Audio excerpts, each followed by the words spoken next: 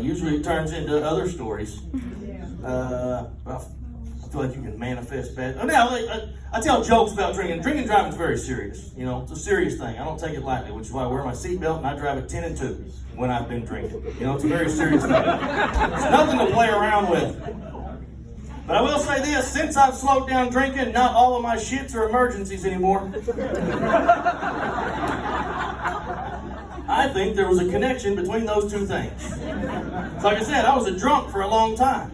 And for a very long time in my life, I never had, next time we're close to a restroom, I should stop and go poo. I always had, oh my God, I got a shit! Every time was like that. I never had a casual. It was, you know, where you didn't bend your knees and you walked on your tiptoes trying to get that clinch. That's what it was for me every time. Now here's the problem, it usually hits you at very inopportune moments, you know, like when you're driving, turns into that 1 foot butt clinch where you just press into the floorboard as hard as you can. Cold sweats. Man, that's where real praying gets done. And it would happen to me as I was getting on the highway.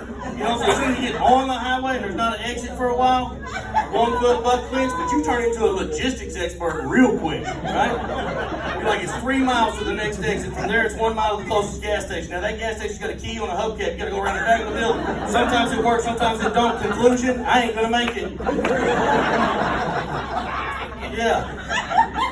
It's time for plan B. My plan B was rummage through the back seat of my extended cab pickup looking for an empty 32-ounce cup. I don't know how good my aim is, but we're about to find out.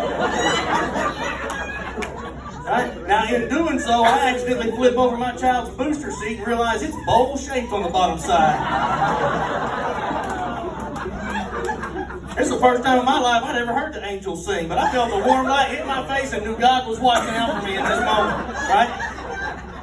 I whipped it onto the shoulder in the middle of an active construction zone, climbed in the back seat of my truck, reached in the glove box, got my emergency Taco Bell napkins. Yeah. If you don't have those, go get you some. Taco Bell napkins make the best emergency toilet paper because they know exactly what their food does to you.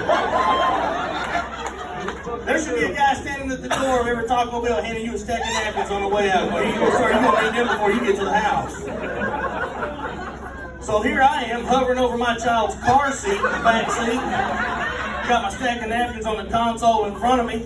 Active construction zone, there's dudes walking past the window. I'm just waving at people. If I'd had candy, I'd have thrown shit to them like a parade.